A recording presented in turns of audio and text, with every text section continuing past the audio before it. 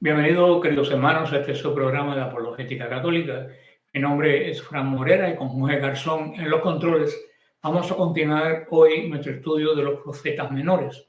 En este caso, hoy nos corresponde el capítulo 2 de Sofonías. Pero antes de comenzar, como siempre, nos ponemos en la presencia del Señor, en el nombre del Padre, del Hijo y del Espíritu Santo. Amén. Y oramos. Padre bueno, danos el don prometido del Espíritu Santo, que venga sobre cada uno de nosotros, nos ilumine, sino el corazón y el entendimiento, a poder ver tu santa palabra y así poder construir el reino de Dios. Todo esto lo pedimos en nombre de Jesús el Señor. Amén. María, Madre de la Iglesia, ruega por nosotros. Santa María de Jesús crucificado, ruega por nosotros. Hoy continuamos con este profeta menor poco conocido, el profeta Sofonías. La semana pasada pues hicimos su introducción. Vamos directo al capítulo 2. Dice así, versículos 1 y 2. Reunidos, juntaos, nación indeseable, ante que seáis aventados como tamo pasajero, ante el que venga sobre vosotros el ardor de la ira del Señor, ante que venga sobre vosotros el día de la ira del Señor. Aquí la idea es de Sofonías. Sofonías, como le dije, es el profeta que habla más del día del Señor, el día de la ira del Señor, quiere decir el día que se cumple el juicio por no haber oído la palabra de Dios durante tanto tiempo predicada y que les ha llamado la atención. Y aquí la idea es de reunirlo en una especie de manifestación de duelo solemne de la nación, una congregación de la nación entera que se arrepintiera de sus pecados. Todo el anuncio del juicio del capítulo anterior, capítulo 1, se entiende como una advertencia y como una invitación al arrepentimiento, a que se arrepientan, a que cambien de vida. El tema a menudo que no está escrito detrás de la mayoría de las profecías de juicio es: esto es lo que sucederá si no se arrepienten. Recuerden, siempre he dicho que el énfasis de la profecía es en el presente, no es en el futuro. Muchas veces la gente que se centra en el futuro es adivinación. Hay profecías que hablan del futuro, algunas profecías, pero la mayoría es en el presente, y es lo que acabo de decir aquí. Conviértanse ahora para que lo que les espera no llegue. Por eso que yo siempre digo que la mejor profecía es la que no se cumple, y la mejor profecía de todas de la Biblia es de Jonás. Jonás predicó, Nínive oyó, se arrepintió y no llegó el castigo futuro que venía sobre la ciudad. Así que el énfasis de casi todos los profetas no es en un futuro lo que te va a pasar, es cambia ahora para lo que viene no llegue. Qué fácil es dejar que pasen los días, nos dice aquí, como el tamo. No tengo idea qué cosa es el tamo.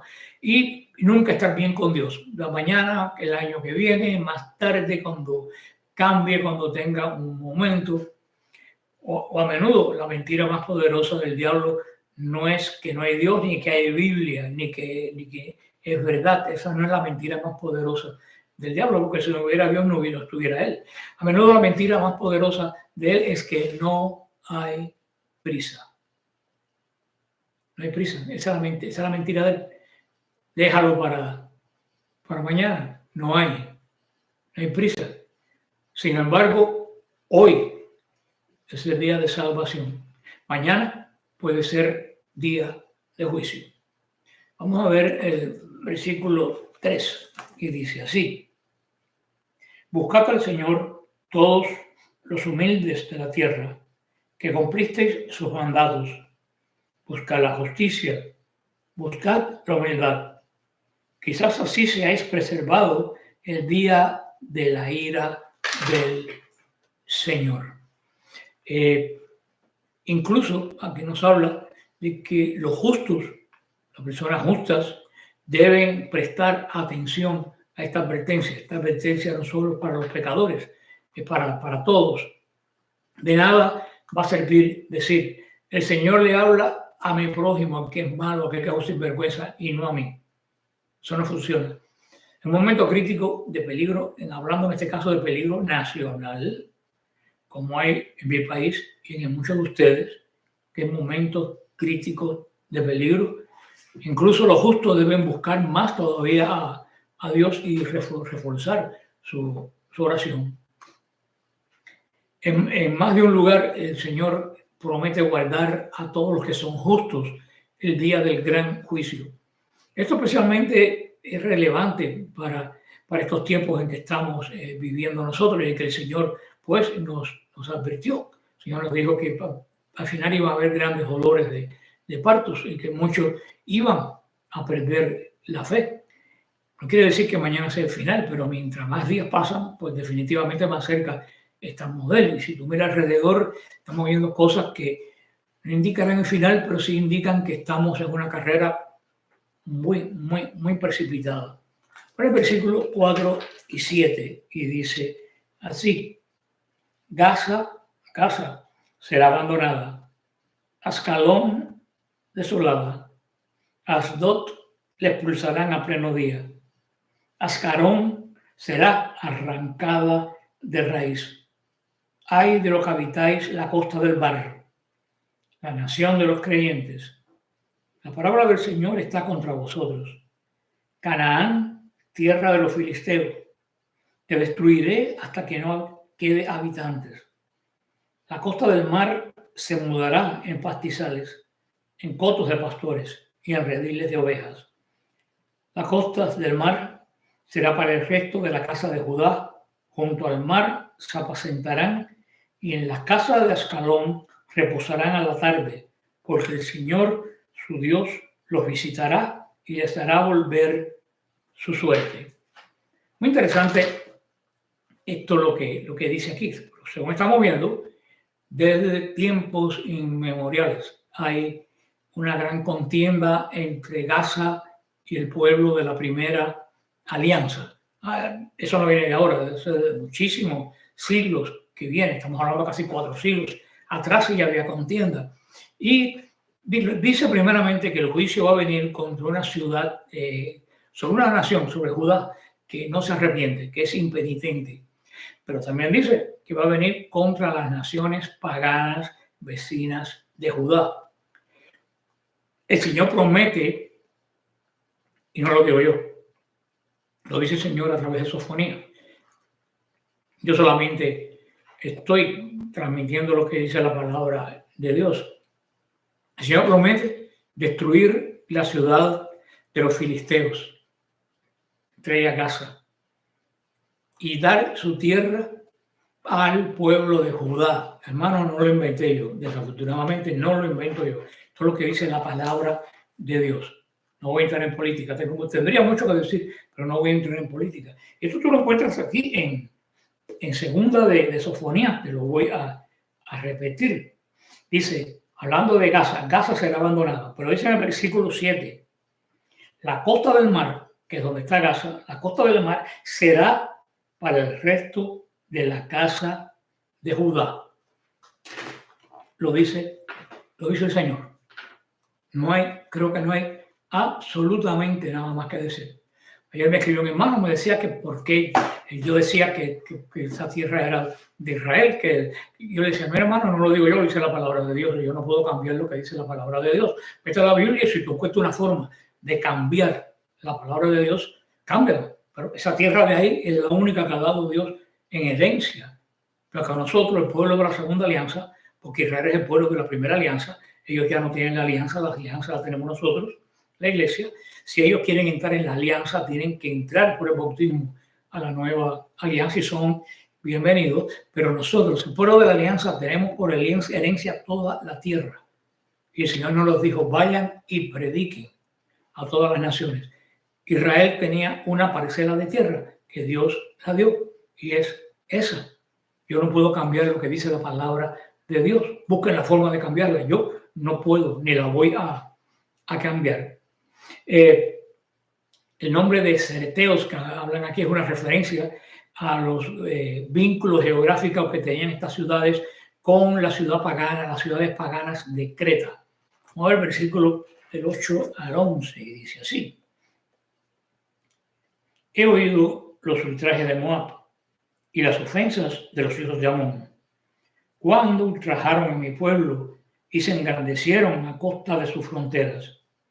Por eso, por mi vida, oráculo del Señor de los ejércitos, el Dios de Israel, que Moab será como Sodoma y los hijos de Amón como Gomorra, campos de zarzas, minas de sal, una desolación para siempre. El resto de mi pueblo lo saqueará. Los que queden de mi nación obtendrán su herencia. Estas cosas le vendrán por su orgullo, porque ultrajaron al pueblo del Señor de los ejércitos y se engrandecieron a su costa. El Señor se les aparecerá terrible cuando haga desaparecer a todos los dioses de la tierra y se postren ante él, cada una en su lugar, todas las islas de las naciones. Como siempre, aquí vuelve este hecho que está presente en todos los profetas. El Señor promete juicio sobre los malvados, pero siempre dice que hay un remanente que queda. Y en ese remanente el Señor vuelve a reconstruir.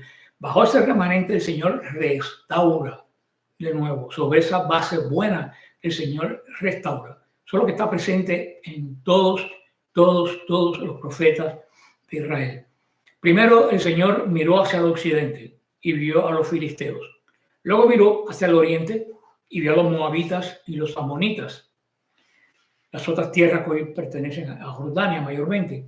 Dios prometió también juzgar a esos pueblos, con la diferencia que dice que los va a llevar a un asolamiento perpetuo. Pero es así que ustedes no conocen a ningún moabita, ustedes no conocen a ningún amonita.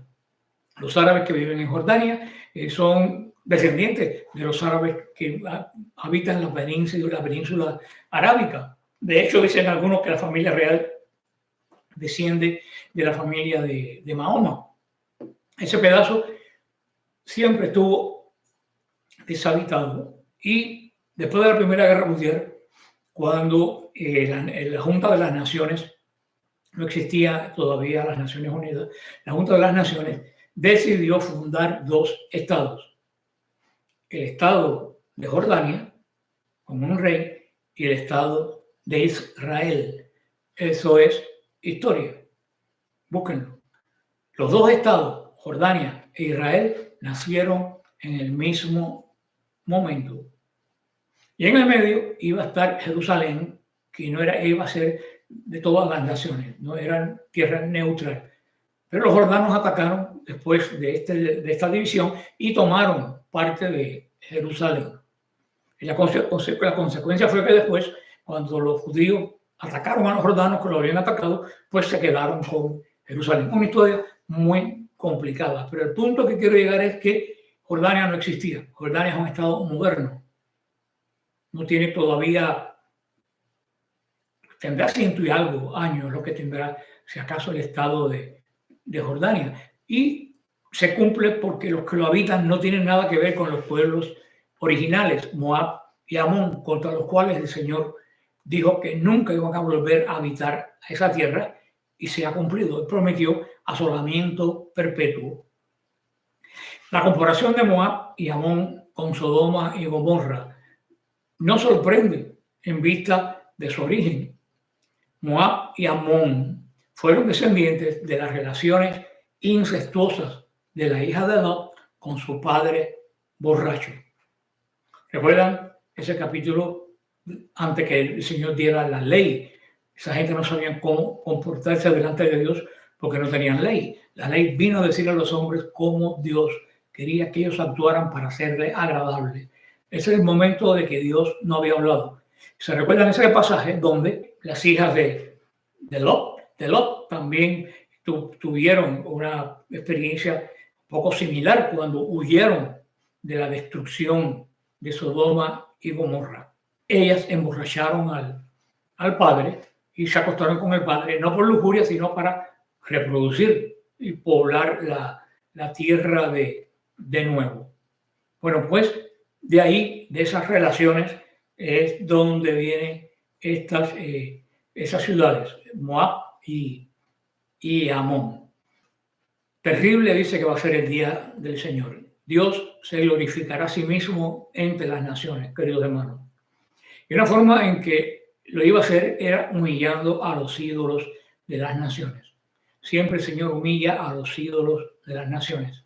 Siempre el Señor hace ver al final que los ídolos que adoran a las otras gentes son ídolos falsos, que solo nuestro Dios es el verdadero Dios. Ustedes ven todos los ídolos que se han montado por ahí en el mundo hoy en día, que está lleno de ídolos, de Hollywood, de artistas, de supuestos influencers, que todos son, no voy a decir el calificativo, ustedes lo conocen, pero que todos esos ídolos van a caer delante del poder de nuestro Dios. No es triunfalismo, en realidad tú y yo estamos en el bando de los ganadores, de los vencedores. Por eso te animo a mantenerte en Él y no salirte de Él. Ahora versículo 12, 13 y 15, y dice así.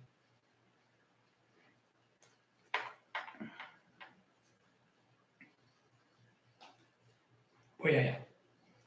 También a vosotros, etíopes, seréis víctima de mi espada. Extenderás su mano hacia el norte y destruirás a Siria. Y harás de Nínive una desolación, yerma como un desierto.